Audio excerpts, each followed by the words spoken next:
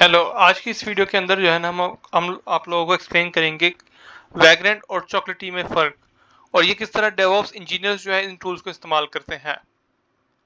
सबसे पहले डेवऑप्स की अगर बेसिक बात की जाए तो डेवऑप्स का सिंपल अल्फाजों के मतलब होता है कि दो ऑपरेशंस को कंबाइन करना जो सॉफ्टवेयर डेवलपमेंट के अंदर एक हिस्सा होता है।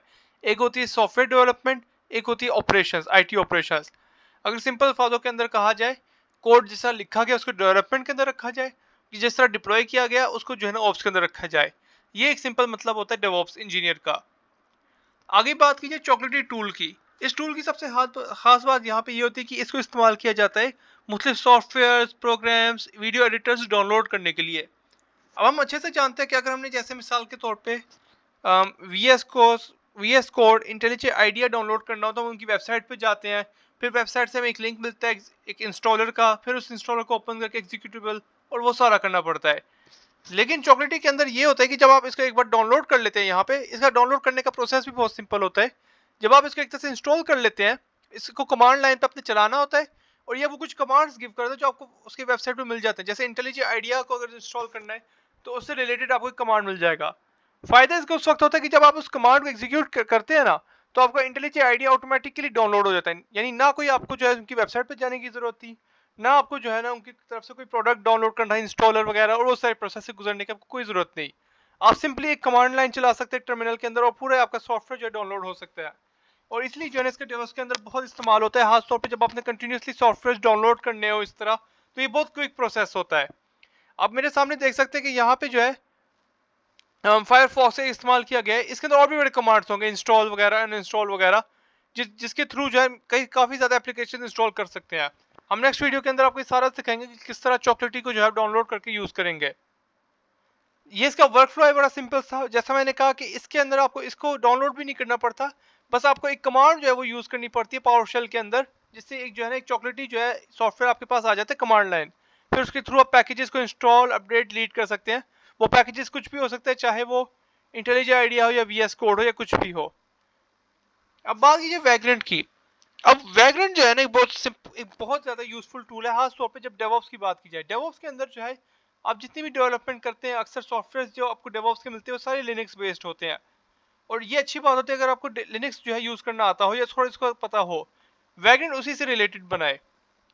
अब मसला पता है क्या होता है यहाँ पे कि जब आपने कोई वर्चुअल इन्वायरमेंट बनाना होता है विंडोज या मैक ओएस के अंदर, जिसके थ्रू जो है आप कोई अपना लिनक्स का कोई डिस्ट्रो यूज कर सकते हो। मसला यहाँ पे ये होता है प्रोसेस बहुत लंबा होता है। आपको सबसे पहले ऑपरेटिंग सिस्टम का आईएसओ डाउनलोड करना पड़ता है उनकी वेबसाइट के थ्रू। फिर आपको जो है कोई ओरेकल वर्चुअल यूज करे या वीएमवेयर यूज करते हुए जो है ना आपको पहले मशीन्स बनानी पड़ती है, सारा वर्चुअल मशीन्स, और वो सारा प्रोसेस होता है, आईएसओ सेटअप सारा कुछ। वैग्रेंट का फायदा ये होता है कि वैग्रेंट इस प्रोसेस को ऑटोमेट कर देता है और बहुत ज्यादा क्विक कर देता है और कमांड लाइन पे ले आता है। ये अगर इसकी मैं एक आर्किटेक्चर को आपको समझाऊं सिंपल अल्फाजों के अंदर, तो ये वैग्रेंट का आपके पास एक सॉफ्टवेयर होगा और यहाँ पे होगी वैग्रेंट फाइल। अब वैग्रेंट फाइल सबसे इंपॉर्टेंट है। हमने याद रखना है कि जब भी इसने ऑपरेटिंग सिस्टम को डाउनलोड करना है, इसने कभी भी जो है ना उस ऑपरेटिंग सिस्टम की .iso यानी जो फाइल होगी उसको कभी ये डाउनलोड नहीं करेगा। ये उसकी इमेजेस अपने पास रखता है, जिसे हम बॉक्सेस कहते हैं। अगर आपको इसका कॉन्सेप्ट का नहीं पता, बस इतना सिंपल समझ लीजिए कि इसको बस रेफरेंस रखते हैं अपने पास।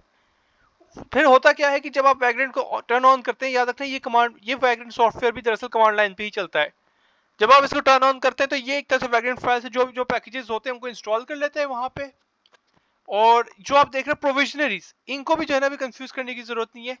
ये भी हम आपको आगे सिखाएंगे। बस इतना समझ लीजिए कि जो वैग्रेंट ने जब फाइल डाउनलोड करके वर्चुअल मशीन चलानी है सारी ऑटोमेट करके, अगर उससे पहले से कोई कमांड चलानी हो, कोई भी कमांड हो सकती है, तो वो प्रोविजनर्स के पास जाएगा। अगर आपको इनका नहीं मतलब समझ आता, कोई मसला नहीं, आगे हम इन पे बात डिटेल में करेंगे जब हम इसकी नेक्स्ट वीडियो अपनाएंगे।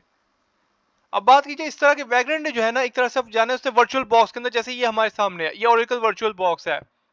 जो भी वैग्रेंट फाइल के अंदर इमेज होगी वो उसको लेके जाएगा अपने पास और फिर उस वर्चुअल बॉक्स के अंदर से फिर वर्चुअल मशीन निकालेगा। बेशक 3 बार बनाए, 4 बार बनाए, ऐसे कोई मसला नहीं होगा।